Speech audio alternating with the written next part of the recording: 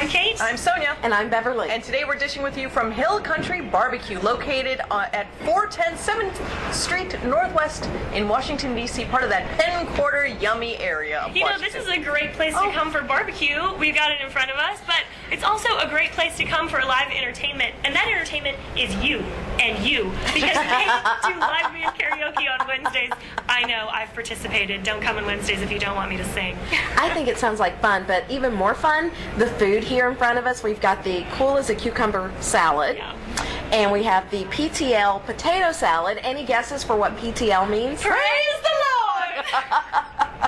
Because you will be thanking Jesus after you eat it. It's so good. And then what do we have here? Chicken and brisket and pork ribs. Can't go wrong with some pork ribs. That's right, Hill Country Barbecue. And our guest today is Jeff Miller. He's part of DC Honeybees, which seems pretty self-explanatory. You do honey making in your backyard. Well, we're a nonprofit, and we are dedicated to both propagating bees in the urban environment and also educating people about the importance of pollinators in the city. Okay, well, start with the pollinators. Why is it something that we need to care about? Well, I think if you've got a garden or any vegetables that you're trying to grow, you may notice, especially in the city where there's a real dearth of pollinators, that you will find that you're not getting as many tomatoes to grow or as many peppers or squash, for instance. And so having pollinators for your garden is really important. But also I think that we create sort of the healthy reserve of pollinators here in the city, because the bees do very well here in the urban environment. And to the extent that they are threatened in other areas of the world, of the country, and because they create or pollinate about a third of what we eat. Really? There's something that we do as sort of creating the healthy backup for bees. So how do you get started? I mean, you said you have a small backyard. So do you have lots of bees in the backyard? Well, we help people become beekeepers in the city, and we put them on rooftops. We put them in backyards. We put them in community gardens, at embassies. And rooftops seem to be a very appropriate place for them. I happen to have some hives on my rooftop as well. And basically you start out with the basic equipment, and the bees come either in a nucleus colony, which is a miniature colony of about 5, we call them frames of bees, or they come in a box, literally a screened box with about 10,000 bees and a queen. 10,000 bees, wow. Yeah, which you unceremoniously dump into the equipment, and the queen is released, and they grow from that 10,000 bees up to a hive at full stature will be about 50,000 bees. Do you have like this incessant hum in your backyard? That seems like a lot of bees. It happens to be sort of in the back of my mind, but bees are actually pretty quiet. This is swarm season now. A lot of colonies that were started last year are now swarming. Swarming is the way the colony reproduces itself. About half the bees and a queen leave and create a new hive somewhere, and that's quite a.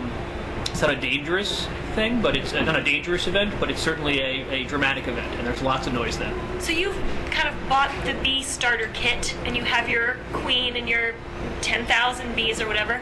You have children, right? Are you worried about them being around? No, they're very involved, and they're very involved with the bees. And I tell you, the bees themselves are not. Honeybees are not aggressive. They're not like wasps or yellow jackets that are aggressive. These bees are only defensive of their own hive. Otherwise, when they're foraging, they're not likely to be involved with you at all. So talk about the honey. How much can you produce? And how long does it take for them to start producing? Well, the first year you shouldn't expect to get any honey in the first year. The colony is building up the comb in the hive and basically getting itself to a point where it can survive the winter. When it comes out of winter in the spring, which we have the nectar flow, which is basically when everything is blooming, and which we are in the middle of right now, and that's when you will collect honey. And we are seeing in the city significant amounts of honey being produced here versus the hives that we manage out in the rural areas. So the rural areas we can get 35 to 60 pounds of honey. We're getting upwards of 60 to 100 pounds of honey per hive. Wow. In the city. So a 5-gallon bucket, you get Home Depot. That's about 35 pounds. So we're talking about 3 of those buckets worth of honey. Can you sell that? Is there any sort of restrictions on how you can market this? No. Honey is a naturally sanitary product, and the honey lobby has done a pretty good job of keeping itself separate from regulation. We sell it to restaurants. We have restaurant clients who want it.